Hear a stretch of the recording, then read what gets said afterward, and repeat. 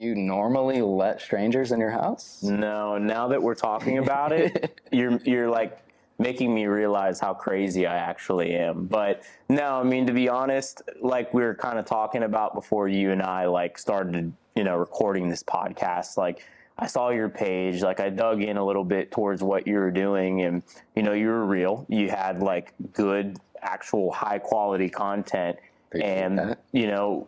Another thing is like it's very rare that you see somebody still sticking towards high quality content.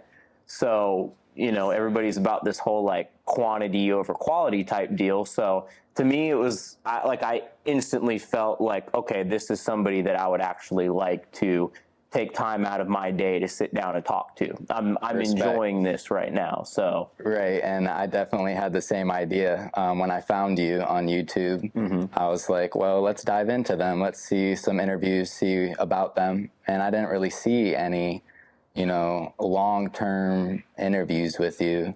And I knew right away, like, let's get this going.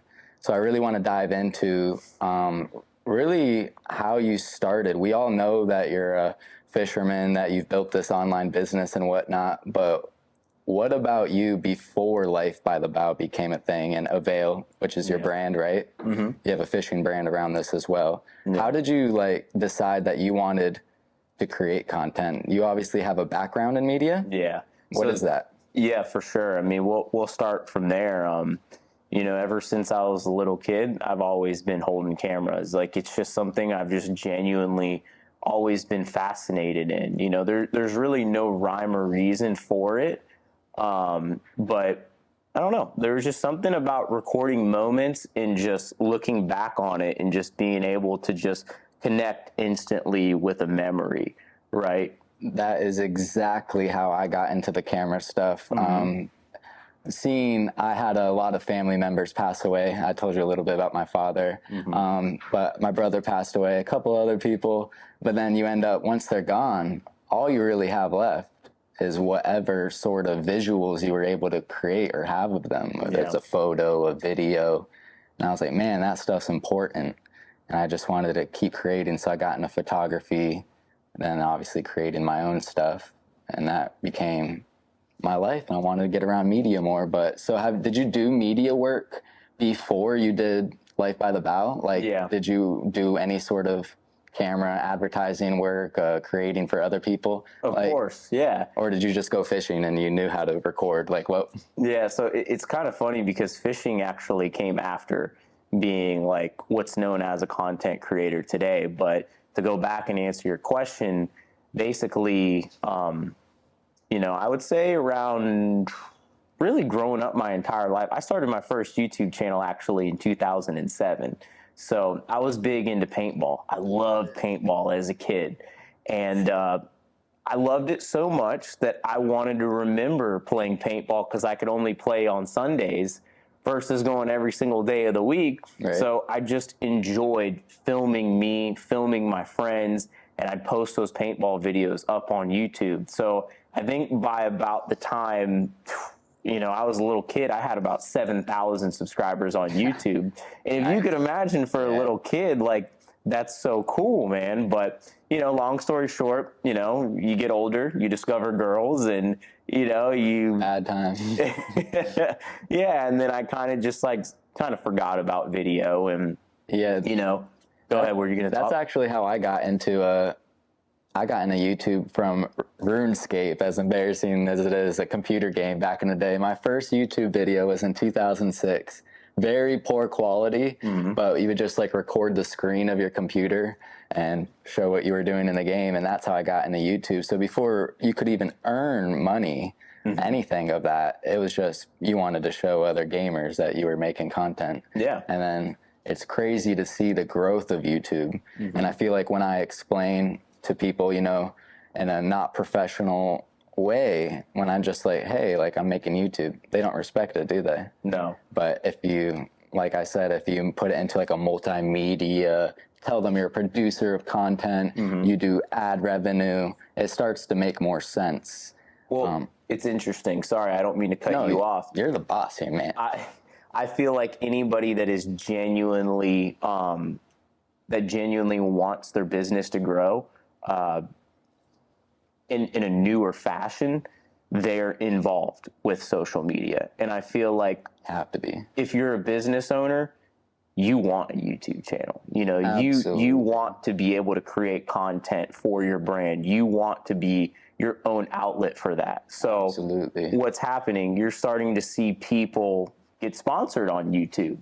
And, you know, I see it all the time, and I see the engagements or the engagement that some of these bigger companies get on their Instagram or like their YouTube channel.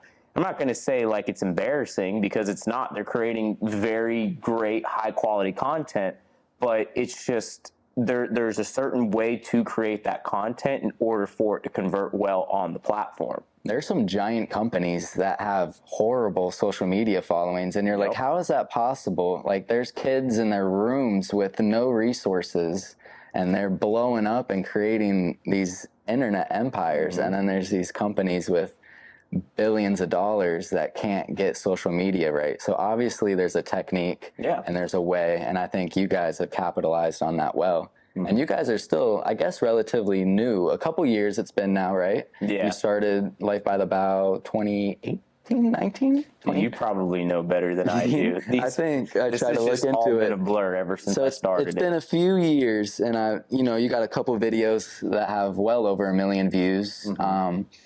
What's it been like transitioning into an actual YouTube company? I'd say, like, what's the revenue streams like? We don't need to go into numbers at all. Yeah. But like, for somebody that doesn't know how you can sustain and operate a media business, like, what is Life by the Bow's ways of staying afloat, basically? Yeah. Revenue wise. Well, so there's so many different ways you can milk it, right? The way that I structure my business is, or I guess you could say business is Life by the Bow is the heartbeat, right? Like, it is what ultimately makes the whole thing work, right? Because it serves strictly as an advertising platform. But what's interesting about it is you're making money off of that advertising platform at the same exact time. So you're getting paid to advertise. Yeah. You're not making a ton of money. Now, if a video hits 1 million views, you can start to make a lot of money. But what ends up happening is like, after that video kind of dies out and, it gets shown to the audience that really cares and genuinely wants to watch that content, things kind of stabilize and they go back to normal. And what happens is, if somebody comes and watches a video and you're getting millions of views on that one video, it starts suggesting more of your content. That's how I got there. Yeah. So then essentially your entire channel starts doing better. But so then, you get paid off of YouTube's AdSense. And then basically, Avail, we've started a whole entire clothing brand with it. We started doing fishing products, and ultimately, like, that's our goal, is just like trying to build that brand to be a brand that's respected in the fishing industry.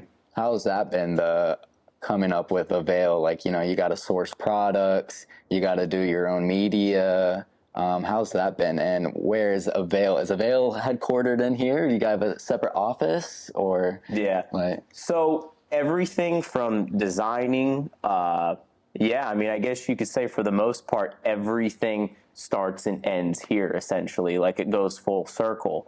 And basically, it has been one of the hardest things I think I've ever had to do in my entire life, because it seems like such a simple thing, right? Like, you just source a shirt or a hat or a pair of shorts, and automatically you just stamp Avail on it, and then boom, you're good. Well, no, guess what? The shorts bleed because they're bad quality. The hats don't fit right. The t-shirts are too tight or they're too loose. So these are things that I've been dialing in over the years. And not to mention, you're staying up all throughout the night because where you're sourcing this stuff from, these people, they're awake while you're sleeping. So, you spend all of your time during the day designing, and then you spend all of the night just trying to communicate and get what you want the way that you want it. And finally, we got it dialed in, and from here, it's just coming up with new designs, new products, and just keeping the ball rolling, essentially. Yeah, there's so much more that goes into, you know, clothing. Like, I've worked in clothing as well.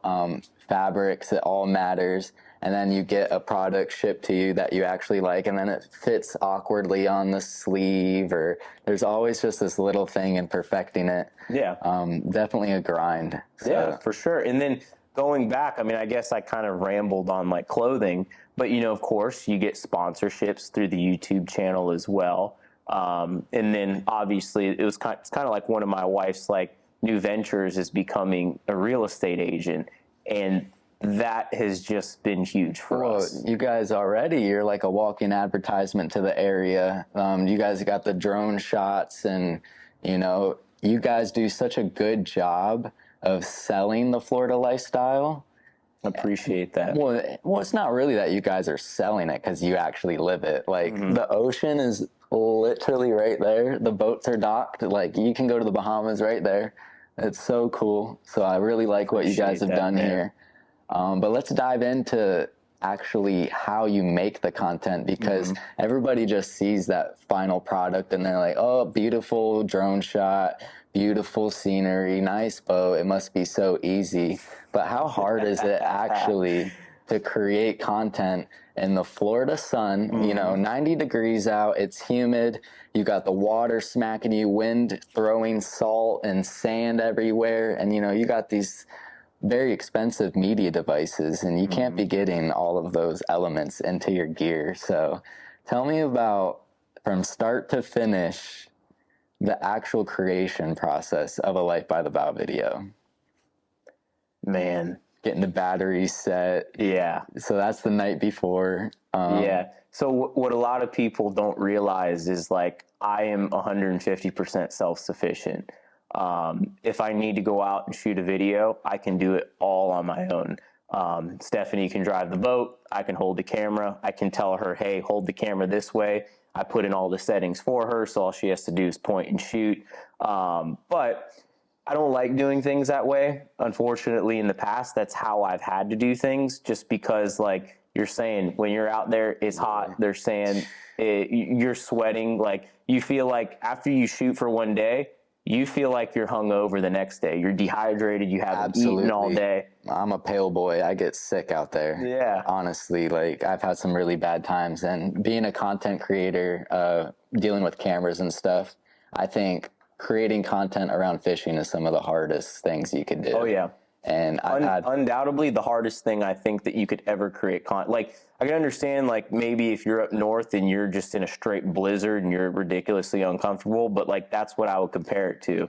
Because you can spend 8 hours, like, literally. So the best snook I ever caught, I spent 8 hours recording that day, and we didn't catch a single fish. And then I stopped recording. It's nighttime, bad lighting, and I'm like, you know what? Let's hit the dock one more time. Catch my best snook of my life. And I'm like, are you kidding me? I just spent 8 hours. I gave up on the day, and then I caught the fish. So, like, you can spend so much time and get nothing out of it. Yeah. So. Well, that is the number one thing that I could tell anybody when it comes to creating fishing content. It's more than likely never going to happen the way you want it to happen in the beginning of the day. It always happens at the very, very end. It just seems to be that way. You know, because certainly the truth. Yeah, because you spend the entire day figuring out what doesn't work, and then you finally figure it out. So what do you think are some ways that the fishing industry could, I guess, sort of grow and be more inclusive? I don't know how to describe it exactly, but I feel, all right, so like basketball, you have the NBA, football, you have NFL. With all these things, all these categories, there's a certain, like, league that kind of runs everything. I feel like fishing is so open and free. There's nothing really, like, solid. How could the fishing industry kind of push forward? Do you think it's possible, or is it kind of capped out? You know, that is a very, very good question, because there's a lot going on in the fishing industry right now, and it's also transitioning. But I think you have, like, a lot of these guys that have been here for a really long time, and they've built some really good relationships with some of the best companies in the industry. And I think that there's a lot of loyalty too. So it's like these big brands don't just want to start bringing all these content creators like myself on board because we have to prove ourselves. And of course we have to prove ourselves because you have so many people that get up on the platform, and I don't mean to be harsh, but they create content that just has absolutely no value. That is right? true. Yep. So then the moment that you tell a company, oh, hey, I have a YouTube channel, automatically they don't take you seriously. And I've dealt with this firsthand. I've literally had, companies tell me like, oh, like we're under the impression that just little kids watch YouTube, like actual adults don't watch it. And I'm like, They're so wrong. Yeah, wrong. I'm like, you're insane. Like I talk to people and they tell me like, I love YouTube. I only watch fishing on YouTube because I get to watch exactly what I want to watch whenever I want to watch it. Literally. And guess what happens after a fishing show is aired? It goes on YouTube. So most of the fishing, maybe I'm wrong on this, but a lot of the fishing shows that I watch on like actual TV, they're not that great. And then I'll go on YouTube and I'll see like some self-made production that just was great. And I was just like, where's this corporate fishing versus the independent fishing? I feel like they haven't came together yet, basically. Yeah, I mean, I'm not going to lie, though. There are a lot of TV shows, fishing shows up on air right now that do a fantastic job. But, there's a lot of these limiting factors that really deduct away from, making their show more creative. And that's just sponsors. Like sponsors really, they really take a lot out of your production because you got to make sure you're selling that product for that person that's paying you money. And I've worked for fishing TV shows in the past, and the specific individual like that I worked for, it was unbelievable how hard that he worked. Yeah. And that was just because he always had to make his sponsors happy. And I don't mind sponsors. I don't think that they're a bad thing. I think they're a great thing. But, the approach that I took, I was just like, I would rather sponsor myself. I was literally going to say, essentially, Avail is your sponsor. Exactly. Yep.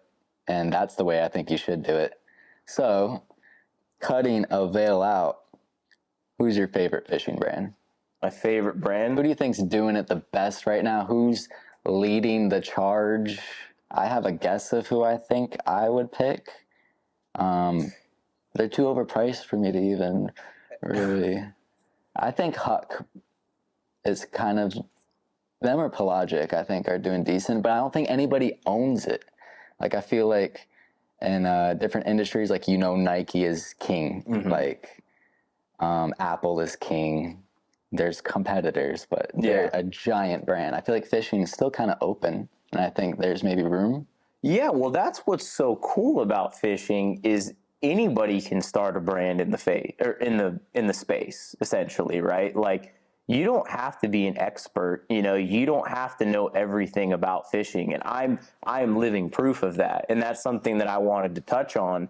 And a lot of people don't even know about me. Like growing up as a kid, like. My dad used to, when he took me fishing, he would take me into the mangroves, put out a bag of chum, and I had a little shrimp, put it on a hook, and I caught mangrove snappers. I didn't grow up, going to the Bahamas. I didn't grow up sword fishing, yellowfin tuna fishing. I taught myself how to do that stuff within these past 4 years. So you knew fishing, but now you're a whole different level, apparently. Yeah, like I knew how to cast a fishing rod and I knew how to tie a hook, but that was it. So did you know that you had room to go into fishing? What was that inspiration that you were just gonna essentially take over fishing? You're creating content, you're selling merchandise. You told me a top secret sneak peek of something that's coming out, so you're obviously still growing. Mm-hmm. How did you know that you were going to be able to create fishing content? I didn't know. You just because I failed at it. So as soon as I stopped working for the fishing show, I tried to start like a serious YouTube channel. You know, I watched people like Deer Meat for Dinner. I watched Land Shark Outdoors, you know, a lot of these other content creators. And I'm like, this is my backyard. Like, I know how to hold a camera. I'm like, why am I not doing this? Like, I feel like I'm meant to do this. And I went and I did it. And I was like, yeah, this isn't as easy as I thought it was going to be, because you actually have to know how to fish in order to be a fishing content creator. You can't just go out there and catch, for instance, like a swordfish. Like, you're not just going to... I still can barely catch a swordfish. Or like a tarpon, forget about it. You're not just going to go out there and throw a rod out with a piece of shrimp on it and just nail this big sport fish. That's not going to happen. And I feel like everybody, when you ask them, like, oh, what kind of snook you ever caught or something, like, oh, 45-inch monster. Like, to actually catch these big fish takes a lot of work, technique, time. And it's not as easy as taking a picture of a big fish and posting it online. It's a grind. It is a grind. And, you know, like a lot of going back to the fishing shows, a lot of these guys that we watch on these fishing shows, and they are sponsored by these big brands, like these are like tournament winning fishermen. Like, these guys are badasses. Like, they know how to fish. They're in it, you know? And I think, you know, when people, and I was at fault for this too. I will say that blatantly. You know, I fell into my own trap where I was trying to be like them, and I was just trying to be the best fisherman. And then I realized, like, that's not who I am. Like, I'm not a fisherman. I'm just somebody that likes to go out there and create content, go fishing with my wife.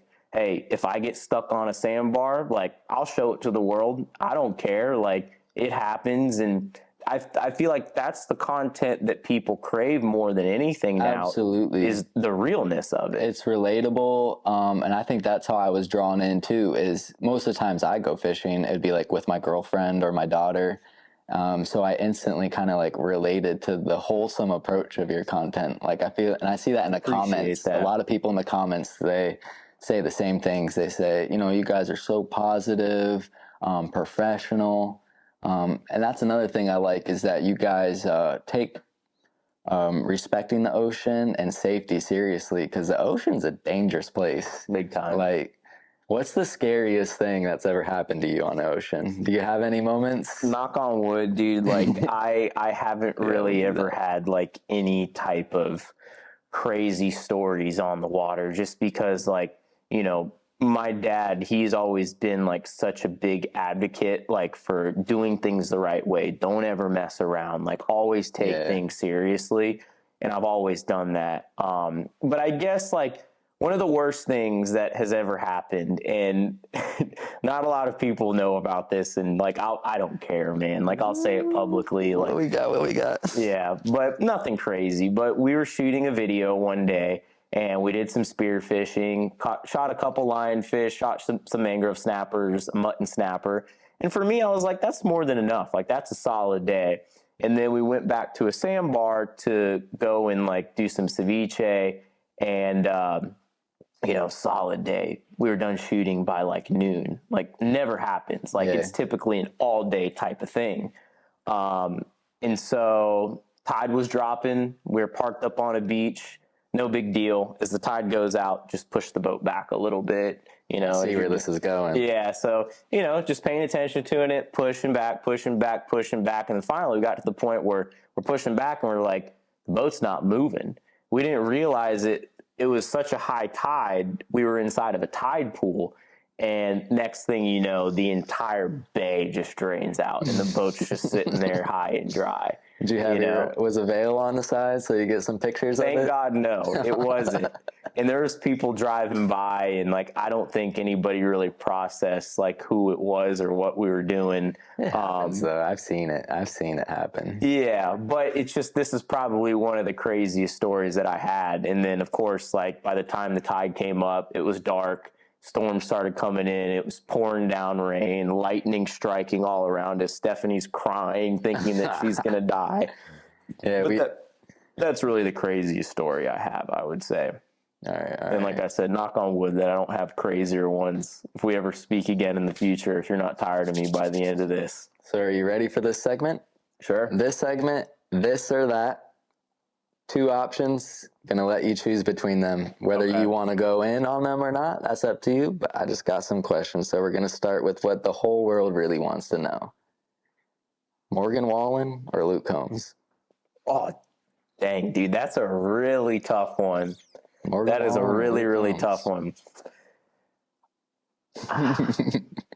I love Luke Combs, but man, Morgan Wallen, he's just killing it right He's now. a stud. A little bit of drama, but, you know, young superstar, really on top of his game. I think he could, seems like he could clean up on drinking a little bit. Yeah. But overall, he's a stud, man. I like Morgan Wallen a lot. I do too, man. I feel like you don't even have to like country music to like his music. I showed one of my friends that hates country music, and he's just like, he's got too much twang. Yeah. And I was like, Yeah, I guess. man, you put the windows down in the truck, you got some Morgan Wallen, and it's a good day. Yeah, man, I agree with that without a doubt. I do love a lot of the Luke Combs music though. It's actually interesting. I got to know Luke Combs when he was still on Vine. Really? Yeah. I do. I've watched some podcasts on him. I've heard a little bit about his upbringing. I think the girl he married actually went to school in Fort Myers at FGCU. Really? I could be wrong on that. I'm probably going to get wrong on the internet. But dude, like there's a perfect example. Somebody that got famous through social media. Absolutely. You know? That's the way. And I listened to a few of his stories where he's like, nobody believed in me. You know, I feel like that's the story a lot of times. I feel like I'm dealing with that. Like I'm telling people I want to make YouTube content and things like that. And they're like, YouTube? Like, because in my profession, a lot of things I do is like sales and stuff. So that makes sense to people like my mother, for instance. Like, yeah, you go sell something, you make money. Oh, you go make a YouTube video? Like, that's what kids that sit in their room all day do, like you said. So it's whatever. Well, it's funny because I got backlash from my family when I started doing what I did. Yeah. Because I got a degree in it from UM, and they all thought that I should go and move to Miami and go work for, you know, a corporation making video content. They respect that. But yeah, if you say, like, even like, I'm like, no, like, I'm not going to interview this YouTuber, like, not to brag about what you've got going on, but no, like, this man and his wife, they have a 2-story house on the water, 2 boats. They're creating this entire operation, a brand, and it all centers around that one thing that you're not really respecting. I'm like, you're not getting it. This is just the new age media. This is just how it works now. But anyways, we got off topic because we're still on segment for this or that. Sorry. DeSantis or Disney? This is a Florida question.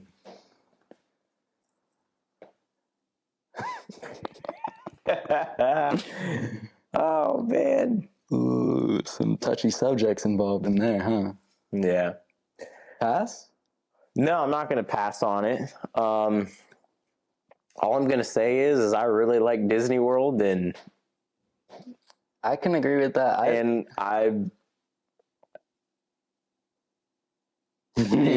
I'll probably pass. So I think pass. I don't really like the agenda, maybe other things going on, but ultimately Disney is a plus for Florida. Dude, how many people come to Florida for Disney? It does our economy well and stuff. Yeah. So next question. Your favorite restaurant's cooking or your wife's cooking? I don't want to get you in trouble. You know, if I had to pick one, it would probably be my wife's cooking, because like that's the highlight of my day, honestly. It's just sitting down, just her and I having a meal together. A lot of people don't realize it, but we spend a lot of time working and communicating with a lot of other people. Sometimes we don't get to communicate with each other. So like that is like our time to sit down, talk to one another. Yeah. And it's such a special part of my day every day. Yeah, I can feel that. My girl's really good at cooking. So Yeah. like, there's nothing like getting that home cooking. What's your favorite meal that she cooks? Ooh, hamburger. So we call it hamburger helper, but it's her version. You know, it's like the noodles, the meat, and the seasoning, but it's all, you know, her stuff, not the actual boxed hamburger helper. Yeah. And it's just amazing. Just eat like scoops and scoops of it. But yeah, and your guys' content, you're always bringing your fish home and then your wife's cooking it. So it's like, well, that's another interesting thing too. Is Stephanie didn't really start cooking until we started doing Life by the Bow. like a form of content for her would be to be cooking. Got better at it. But every single recipe that she ever does, it's discovered from Google. Dude, internet is a knowledgeable place. Yeah. But on to the topic, good transition, of you and your wife. When you're in business school or a class, you know, one of the first things they tell you is to be careful who you do business with, and more specifically, be very careful on doing a business with somebody you're in a relationship or a marriage, because that's a giant dynamic of having a relationship combined with a business. So how do you guys kind of coexist? Because I feel like you guys operate sort of in a really solid way, but there's got to be like some tension, you know, some days. Like, how's that dynamic work of, you know, dealing with building your relationship and building your business at the same time and letting them continue to move forward? Well, we were very lucky. You know, we created a very solid foundation when we first got together. You know, we spent a lot of time with one another. We probably spent more time with one another than one ever should. You know, when it's solid and you know it, like, yeah. And I think that, you know, I mean, working with your wife or your girlfriend, whoever it may be, it's a very, very challenging thing at certain points, because, like, you know, there's like, you have to like establish like some type of hierarchy, right? Like, someone needs to be the boss, right? That is true. I see you guys debate it in some of the videos. Yeah. So like, I have what I call my manual override, where she like makes a suggestion and I make a suggestion, and she tries to like do something, and I'm like, all right, I'm just putting on the manual override. Like, that's not happening, or we're going to do it this way or that way. You're the stabilizer. Yeah. But then there's like certain things like that she does and she's in charge of. So like, a lot of people don't realize is like, I'm very involved with the creative side of things. I manage and I do a lot of that. Whereas like, she manages a lot of the clothing brand, and she's selling real estate at the same exact time. And like, these are things that people don't realize. But yeah, I mean, it can definitely get challenging. But I think the biggest thing is like, if you have a good relationship from the very, very beginning, and there's respect, and there is, I would just say respect more than anything. Yeah. It's like anything, like, you'll never like me if I don't respect you, vice versa. But absolutely, if we respect each other, we'll be friends essentially forever.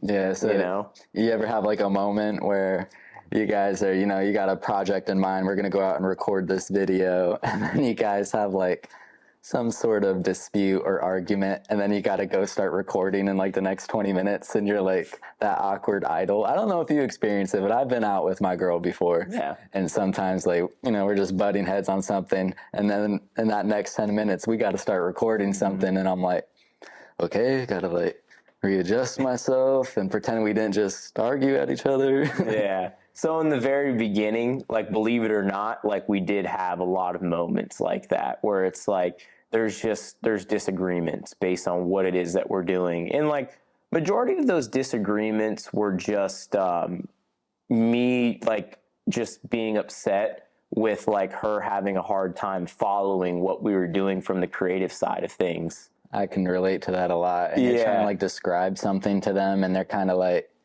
not really getting it, and you kind of in that moment you need it to happen so you can proceed. Yeah, it's a troubling dynamic sometimes. Yeah. But well, here's like a perfect example. Like, after the Miami International Boat Show, we basically went to the show for 4 days straight, just talking to people, and we were dead exhausted. Yeah. You know, and we probably should have went home, and we probably should have rested. But that night I got home from the boat show, I went to loading the boat, preparing it to go to the Dry Tortugas to camp there for 3 days. And, you know, those are the type of disagreements that we have, where it's like, you don't understand, like, this is the perfect opportunity to go. We got the weather, like, we may not be able to do this once the weather heats up. And like, those are the things that, you know, I have to like push her towards like, hey, let's go and do this. Yeah. But once it's all said and done, she understands it. She's like, you're right.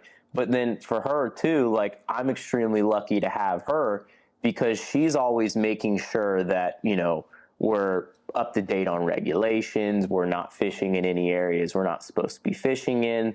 Like crazy things, like you're not allowed to have your underwater lights on in the dry Tortugas. Like who would have ever thought? Right. But she's able to know those things. And like, yeah, I mean, I guess ultimately there is like just arguing and bickering like every relationship has, but it's not bad enough to the point where it's like we still don't enjoy what we're doing. I mean, so in your case, doing business with your relationship partners worked out for you. yeah.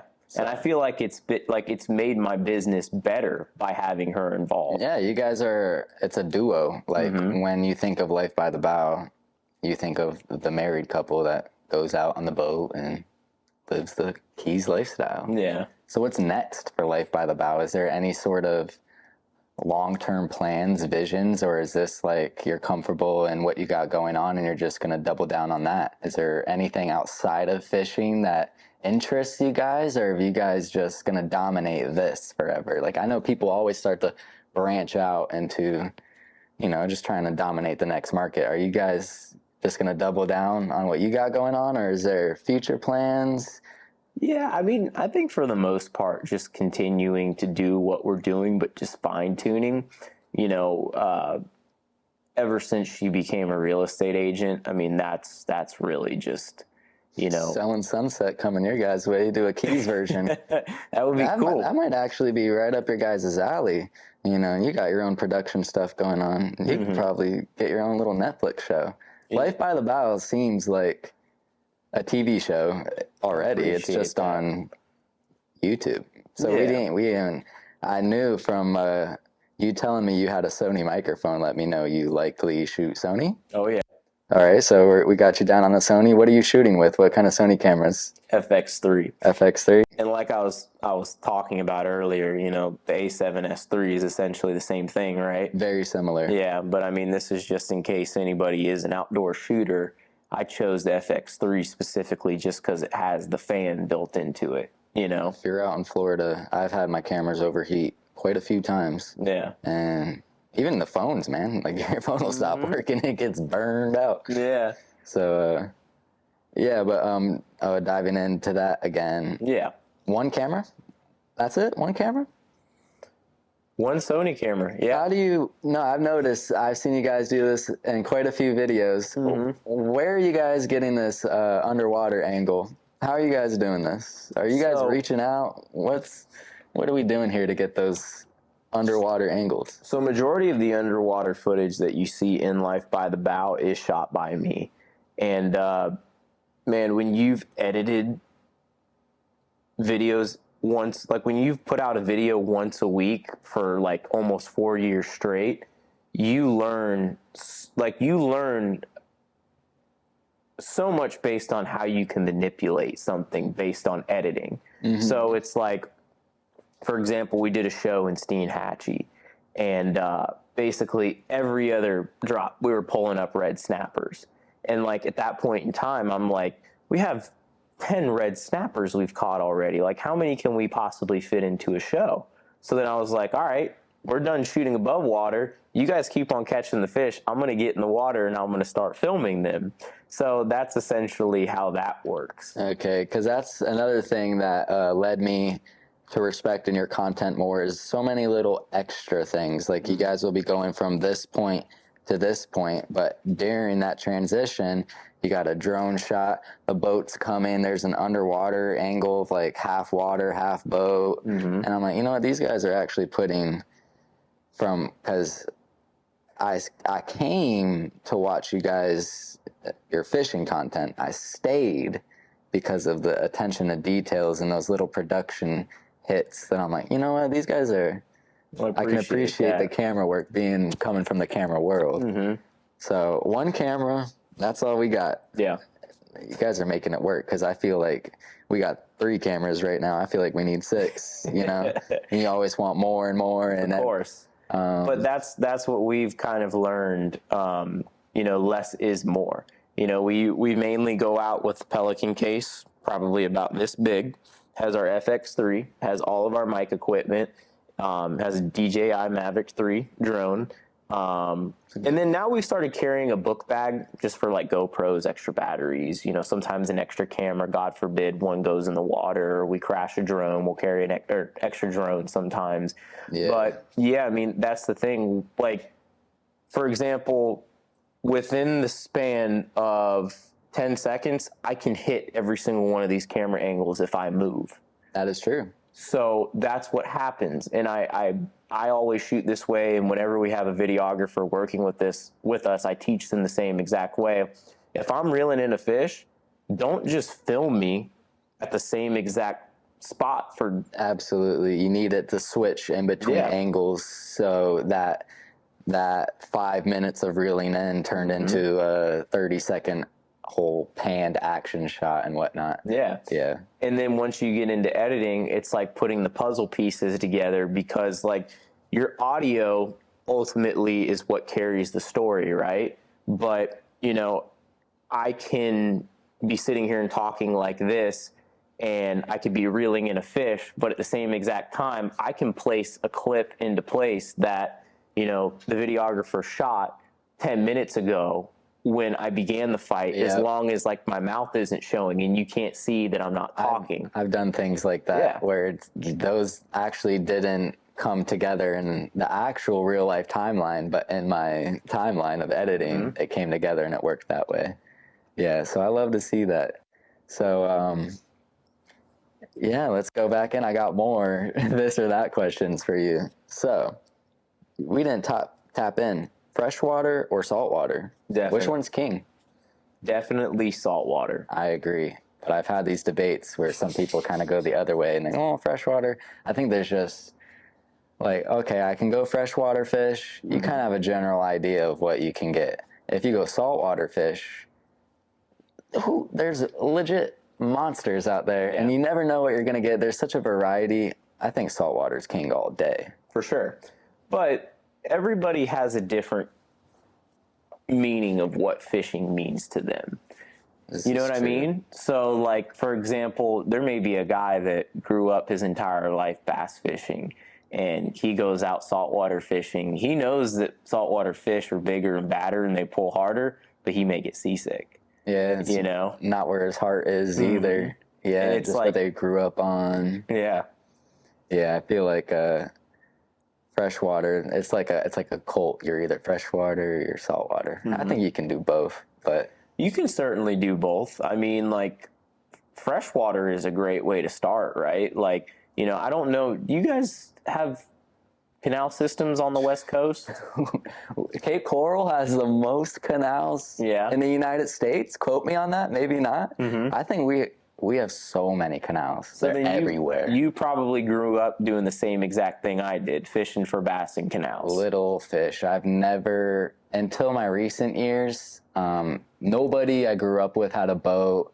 No, I was never able to do those sort of excursions that a lot of people got to go up on. So now in my adult life, you know, when I started getting adult friends and being able to afford a charter for a day, you get your friends in, $200 a pop. Charters are expensive. Oh, yeah. So to actually get out into that deep water and be able to fish with the proper equipment and whatnot, like, that's a blessing. Yeah. And you guys get to do that all the time. Yeah, it's a crazy thing, man. And, you know, I think it's funny. People, like, whenever we'll post something or, you know, whatever it may be, they'll always respond or, like, write a comment, say, living the dream. Oh, and it's true. Like, it is living the dream. But, man, I feel like life is all about perspective, right? Like, certainly. Yeah, it's like, yeah, this may seem like living the dream, but, you know, what you may think that living the dream isn't necessarily what it's made out to be. And I think social media is a really big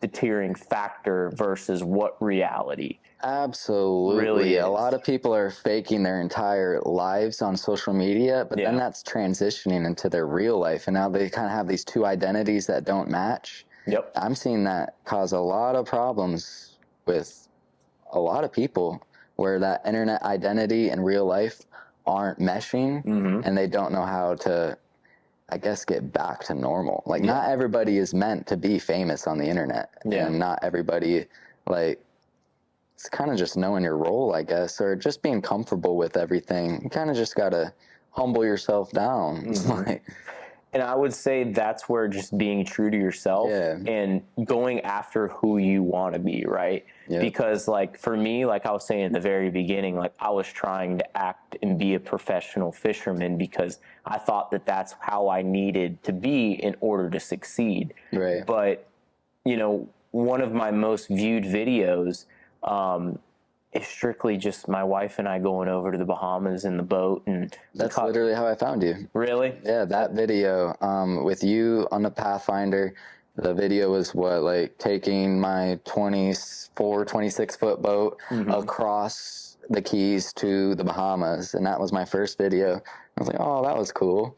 And then I just, the algorithm sucked me in, and I just kept watching. Yeah, that's awesome to hear. Yeah, so it's just crazy. Like just the other week, you know, I'm watching you on YouTube, and then, you know, I just send you a message basically saying, let's create something. And here we are just a couple weeks later. So that's the power of the internet and networking and putting yourself in position for those things to happen.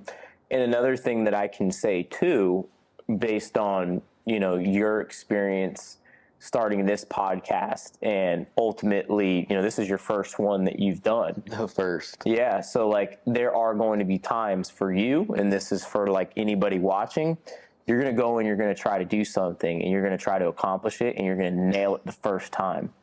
And then you're going to go and try to do something similar all over again, and it's going to be a complete failure. Right. Then you're going to try again, you're going to fail. You're going to try again, you're going to fail. And you're going to continuously fail, but you eventually will get what it is that you're trying to accomplish. Especially if you actually enjoy what you're doing. Yep. So like I've made content off and on for years, and whenever I'd go on those breaks, because, you know, I've got a real life to attend to, you know, the child and doing businesses. That's awesome. Yep, I got a 6-year-old daughter, man. That's so cool. The greatest blessing, Maya, if you're watching this, which she will. My little daughter's watched your videos too. That's awesome. Because she loves the boat, she loves fishing, she loves the beaches. Like, that's her life. So that's very cool. Stephanie and I want to try to have kids this year. So. Oh, does the internet know about that? No, not necessarily. So do you just drop it?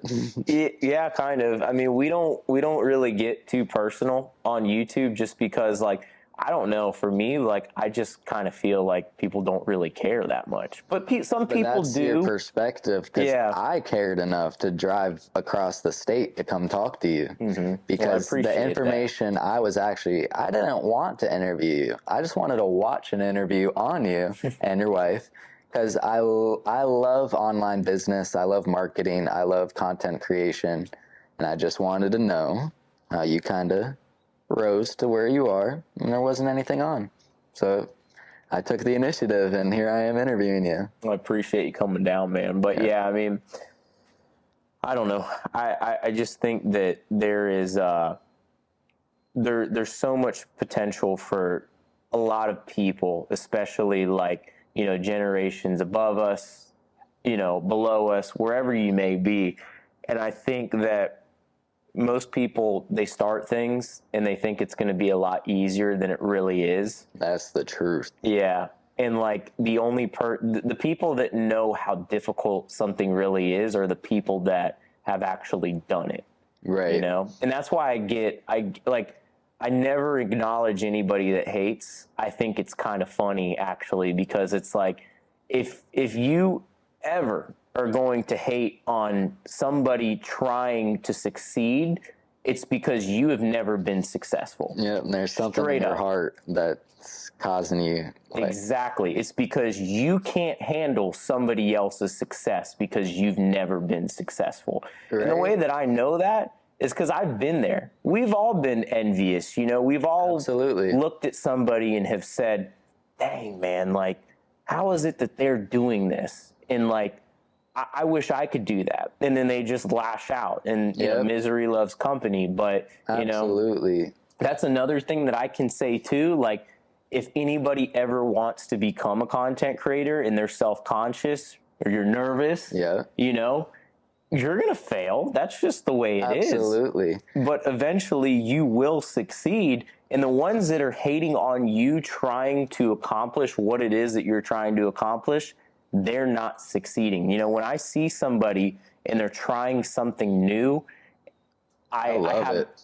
I love it. I have so much more respect for them. Absolutely. Making yourself vulnerable and putting yourself out there, because, you know, I understand what they're doing. And I've noticed it too.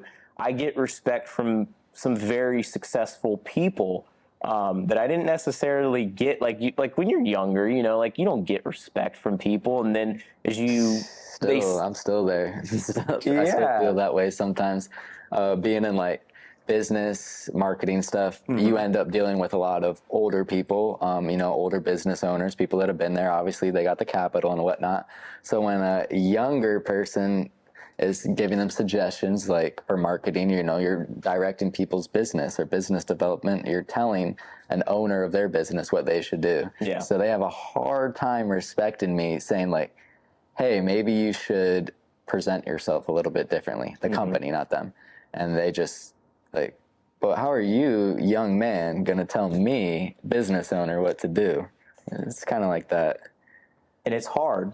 It's very hard because, like, yeah, you're approaching very important people at certain moments, and, you know, especially like, you know, if we're talking about the fishing industry, like approaching sponsors, like you try to approach them very humble. You know, you try to prove to them your worth, but, you know, if you kind of come in and you're like a little nervous and you're kind of like, you know what I'm saying, you're almost not taken seriously. But then if you come in too confident, what is this cocky little asshole kid, you know, what does he know? So it's like there's this happy medium, and like you have to prove yourself, and like you have to gain respect, and you got to be able to deal with just, excuse my language, but like, I'm not going to say it, like getting crapped on, essentially. Like you have to be able to swallow that, and you have to be able to take the pain and the abuse, and you got to be able to just work your way through it, navigate through it. Yeah, and I think if you have a general passion, that will definitely help you. But like back on that topic of people that are trying to do new things and push themselves, I have more respect for those people than anybody, because it's like, oh, you're working on your passion, you care about something. I feel like in today's society, a lot of people are lacking that passion, or they're afraid to show the passion because they think the internet's going to judge them. Yep, and like, they are. And I get that all the time. So like I have like this dynamic, you know, I grew up an athlete. There's a little bit of like Southern in me. I grew up in the South, but all these things are so different. So like if I wear country sort of stuff one day and the next day I wear basketball shoes, somebody's going to be like, you're a poser. Like, how are you doing that? Like, I'm just being myself. I'm not trying to fulfill some vision of what you think I am. Like, I can wear Nikes and basketball jersey and watch sports, and the next day I can go fishing and wear some boots, and like, you can do it all. I feel like so many people are afraid to just be themselves. Yeah. Like, I'll admit, I'll play nerdy computer games. Like, I'll do all sorts of nerdy stuff. I'll do cool stuff too. It doesn't matter. Like, I play Pokemon with my daughter. Like, get out of here, guys. Yeah. Like, just be yourself. 100%. And like, you know, I've always been, I don't know how to really describe it. Like, I've always been able to like fit in with whoever I've wanted to, you know, like, you know, I was a nerdy video kid at one time. I was a skater kid at one time. I was a paintballer at one time. Yeah. Like, I played football in high school. I did a little bit of everything, and like, I never really stuck to one crowd or one demographic or like a particular type of group of people. And I feel like, you know, as you get older, you know, none of that really matters, and you really start to just like understand your true identity, who you are. And it's like, that is exactly it. Yeah. And it's so funny because like when you're in high school, you think you know who you want to be, you know?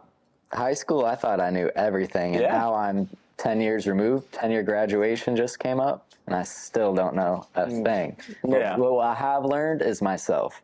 So now I'm comfortable with myself, comfortable in what my passions are, and that's how I'm able to move forward now. Yeah. And that's how I was able to present myself to you. It's like, this is who I am. You want to do this? And you're like, yep.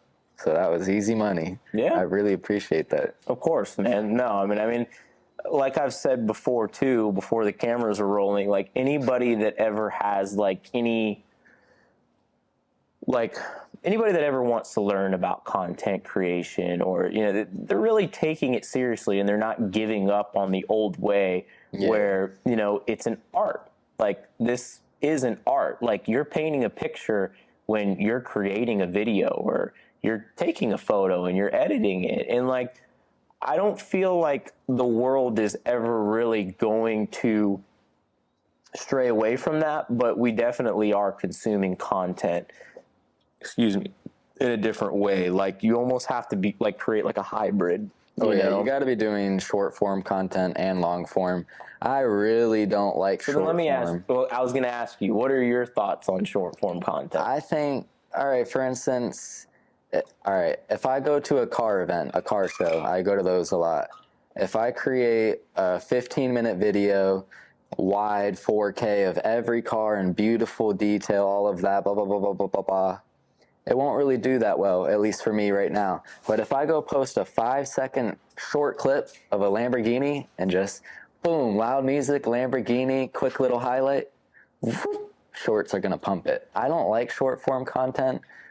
I'm the complete opposite. I prefer long term. I prefer, there's just so much more you can put into it. You can't display emotions, story, et cetera, in short form content. I don't like it, but the algorithms love it. And YouTube is definitely trying to compete with TikTok. So they're having that little shorts battle. I think long form's king. I think that's how you develop an audience, keep an audience. Like, if you were just making little silly internet fishing videos, I wouldn't watch you, but you're putting together this long, really high quality content, and you can respect it, and that's what I like. I appreciate that. Yeah, I feel like, what do you like about short form or not? I don't like anything about short form content. I think that I may regret saying this later on down the road. Maybe I probably will be wrong, but I just feel like short form content is not how you are supposed to consume content. I think it's bad for your brain. It's exhausting. I don't know. I think it's something that anybody can relate to. If you sit down on Instagram Reels or TikTok just for 30 minutes or an hour, you're just exhausted. It's so in your face, and I think it promotes kind of the wrong types of behavior, and just promoting stupid behaviors because they're trying to grab your attention in that 1 second. So they'll do the most ridiculous things.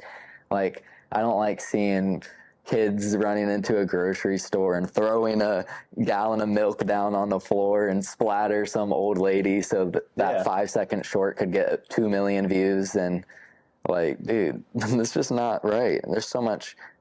I like more informative, knowledgeable, emotionally driven content, and that's kind of the goal here. I feel like this whole new media outlet that I'm trying to create is to make sure that in the future there are media outlets that are wholesome, promoting content that you could learn from, and that's actually going to push people forward, because I feel like, especially in the younger generations, all the content, all the influencers, everything that's happening is not good for them. It's not looking good on the internet.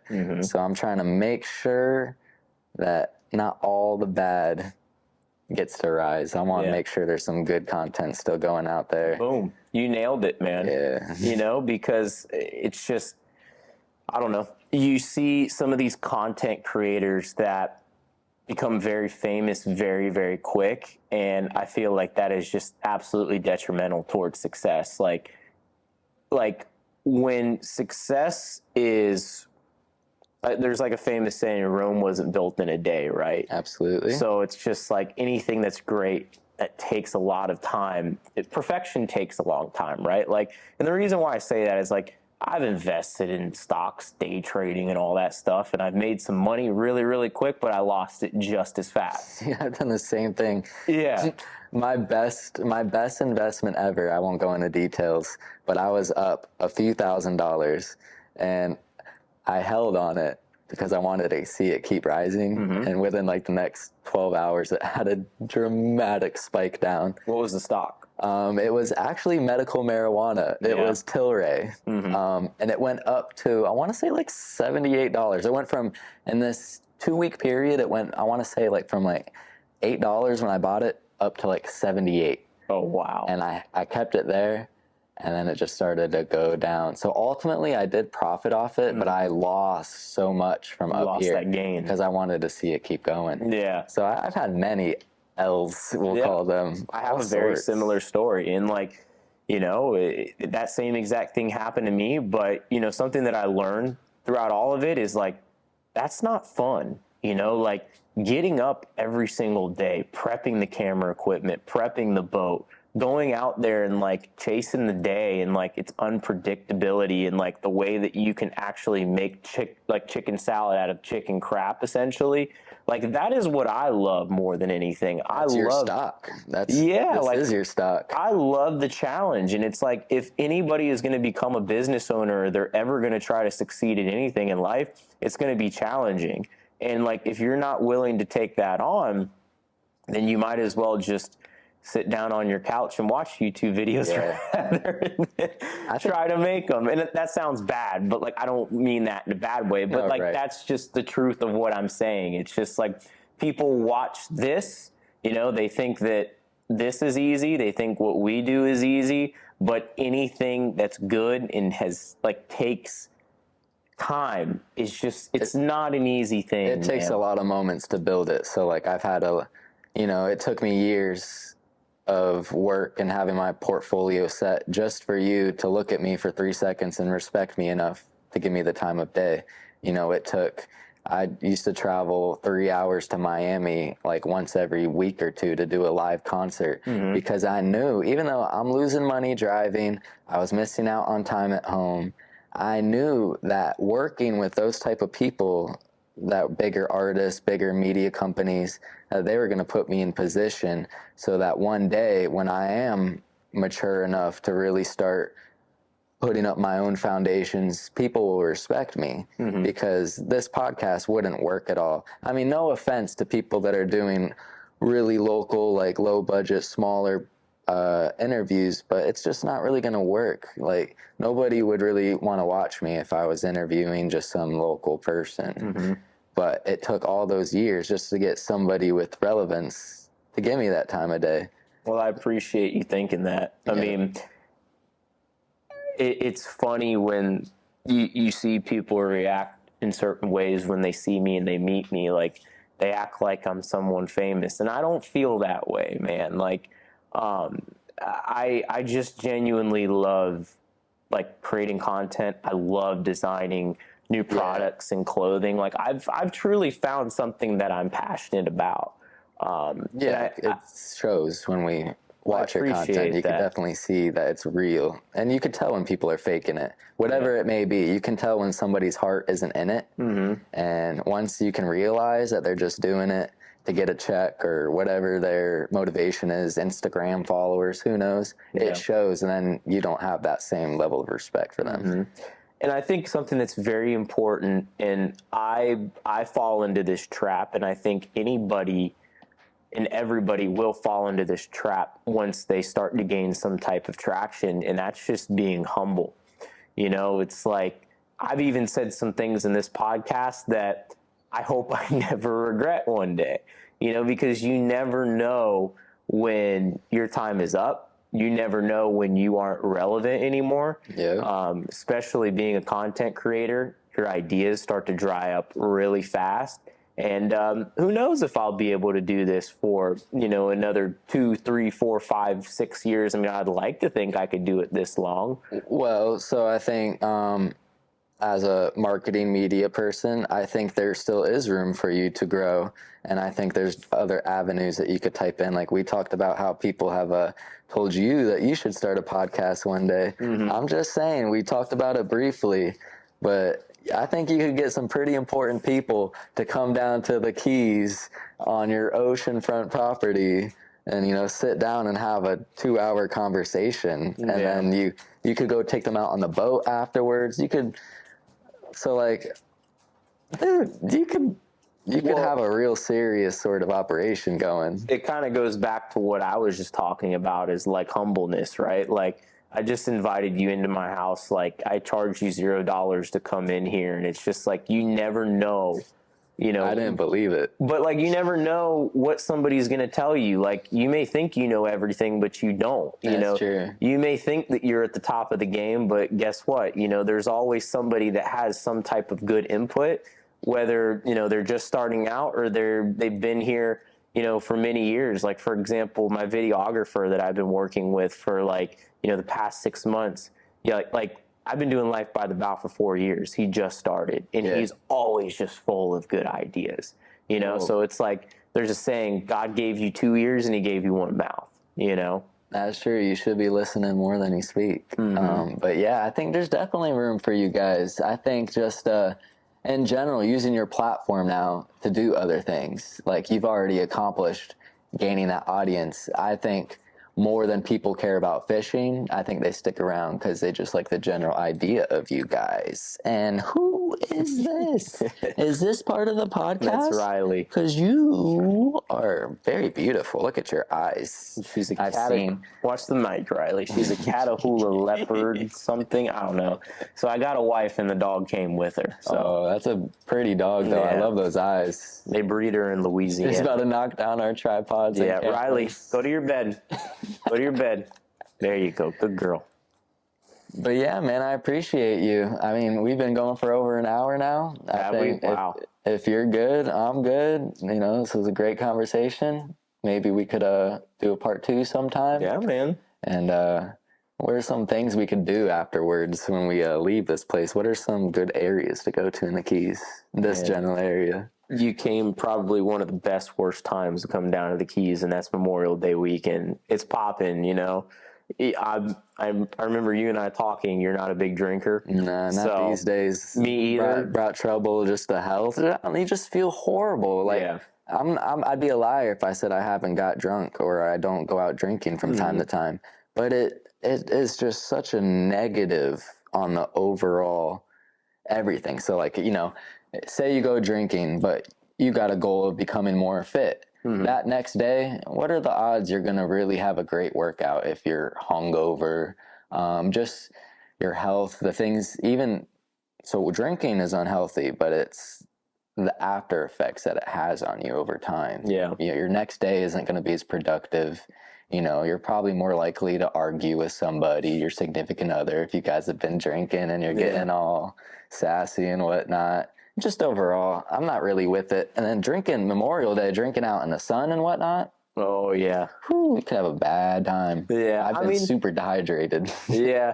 I think everybody's different, right? Like, some people can handle the next day better than others, right? You know, I'm an old man now, 28. So, I mean, that's how I feel. Like, if I have a drink the next day, like, I feel like an old man.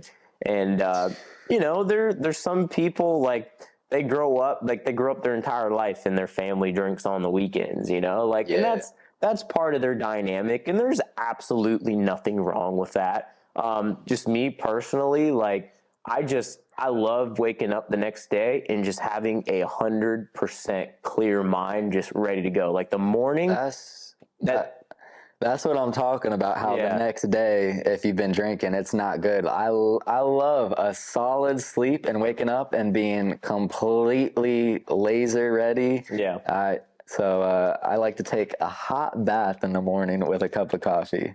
Like, that is my therapy. Yeah. And, you know. That's funny, man. But if I have a lot of drinks, that bath in the morning, I woke up too late. Like, nah, I'm not with it. Well, we all have, like, our certain outlets, right? Like, we all kind of have our vice. And, you know, some people just get that high in life based off of drinking, whatever it is that they like to do. Like, I genuinely get my high from just like creating content and being on the water. Like, there's nothing that just makes me happier.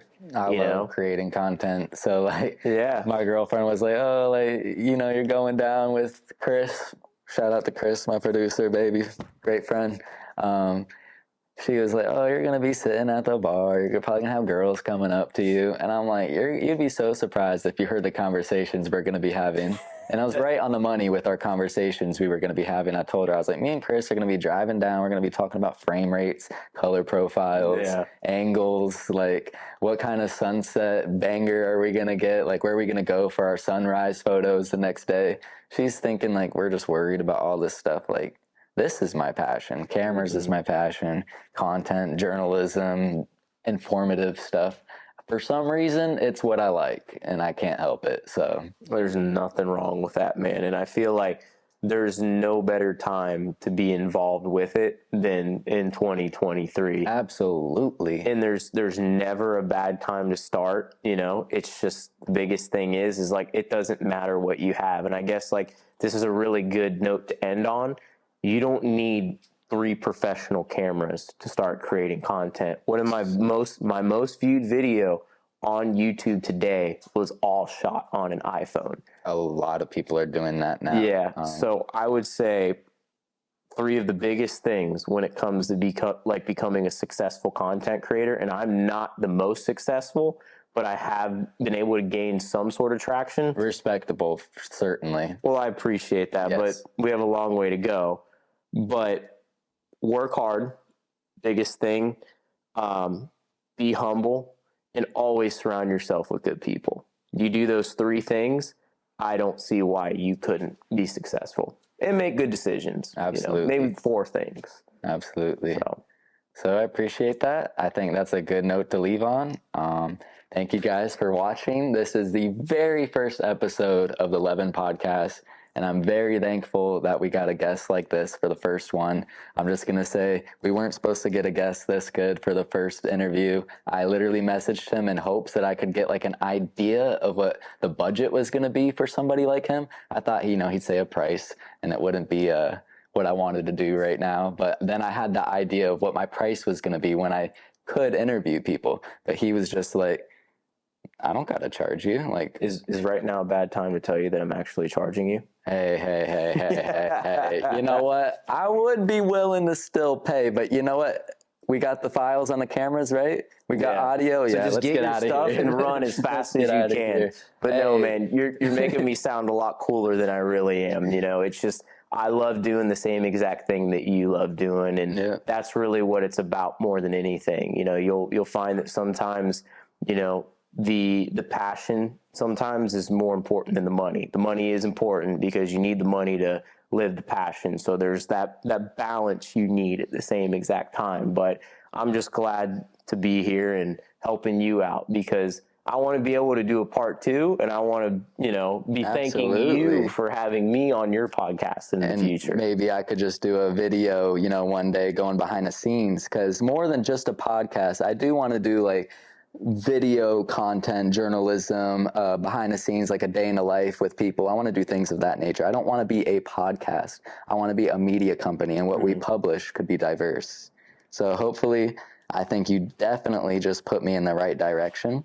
You know, I think I've been going in the right direction, but I think you definitely just gave me another source of credibility, experience, and certainly this will help me in the future. So you just benefited me greatly. I appreciate you very much.